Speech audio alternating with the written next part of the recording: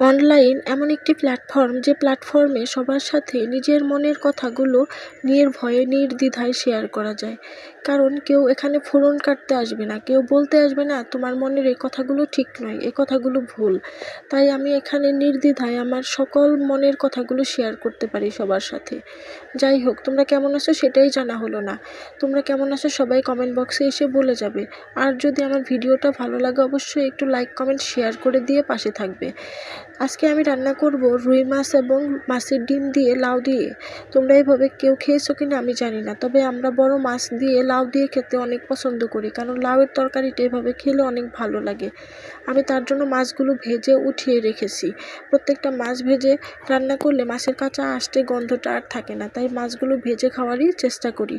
মাছটা উঠিয়ে রেখে ওই কড়াই আবার হালকা তেল দিয়ে একটু পেঁয়াজ কুচি দিয়ে ভেজে তারপরে হচ্ছে একে একে সব ধরনের মশলা দিয়ে দিব। আমরা কিন্তু সব রান্নাতে জিরার ফোড়ন হিসেবে ব্যবহার করি, তোমরা করো কিনা আমি জানি না, তবে যদি না করে থাকো অবশ্যই করতে পারো, একটা ভালো ঘ্রাণ আসে। এভাবে আমি মশলাগুলো একে একে সব দিয়ে নেব আর নাড়াচাড়া দিয়ে মিশিয়ে নেব। কারণ হচ্ছে যে মশলাগুলো দিয়ে নাড়াচাড়া দিয়ে দিলে তাহলে মশলাটা আর দলা পাকিয়ে যায় না। এখানে আমি দিয়ে নিচ্ছি কিন্তু হলুদের গুঁড়া দিয়েছি, মরিচের গুঁড়া দিয়েছি, দিয়ে দিলাম হচ্ছে তোমার ধনিয়া গুঁড়া, আর একটু দিলাম সামান্য পরিমাণে জিরার গুঁড়া। বড় মাছের রান্নাতে বিভিন্ন ধরনের গরম মশলার গুঁড়া দিলেও মজা লাগে, তার জন্য দিয়ে দিলাম সব কিছু। এরপর স্বাদ মতো লবণ দিয়ে এখন আমি হচ্ছে নাড়াচাড়া করে নেব। আর রসুন আর আদা বাটা দিয়েছিলাম, ওটা আমি কিউব করে রাখি ফ্রিজে, যখন যে পরিমাণে প্রয়োজন বের করতে পারি। এখন সবগুলো নেড়ে চেড়ে ভালো মতো কষিয়ে নেব। কষানোটা যখন হয়ে আসবে এবং তেল ছেড়ে আসবে তখন হচ্ছে যে কষানোটা শেষ হয়ে যাবে। এ পর্যন্ত আরও একটু গল্প করে নিই তোমাদের সাথে।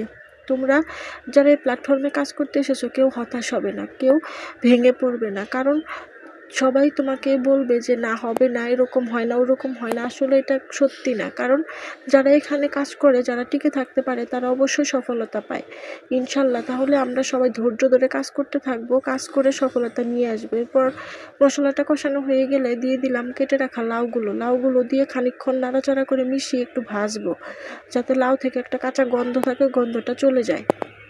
কিছুক্ষণ ভাজার পরে আমি দিয়ে দিব পানি। ঝোলের জন্য পানি দিব, কারণ হচ্ছে লাউটা এই ঝোলে সিদ্ধ করতে হবে। সিদ্ধ না হয়ে আসলে তাহলে আর পরে ঝোল দিলে আর মজা লাগবে না। এখন আমি কষানোর জন্য পানিটা দিয়ে ভালোভাবে নাড়াচাড়া দিয়ে ঢাকনা দিয়ে চাপা দিয়ে দেব। ঢাকনা দিয়ে চাপা দিয়ে কিছুক্ষণ রান্না করে নেব। যখন এরকম বলক উঠে আসবে এবং ঝোলটা কমে যাবে আবারও ঝোল দিয়ে দিব। ওইটা হয়তো অফ ক্যামেরায় করা হয়েছিল, তাই আমি ভিডিও ক্লিপটা নিতে ভুলে গিয়েছিলাম, তার জন্য আন্তরিকভাবে দুঃখিত। তোমরা ঝোলটা মাখো মাখো হয়ে আসলে তখন আবার ঝোলের জন্য পানিটা দিয়ে দিবে। পানি দিয়ে এখন সবগুলো মাছ দিয়ে নিচ্ছি, কারণ হচ্ছে যে মাছগুলো ভালোভাবে সেদ্ধ হওয়ার জন্য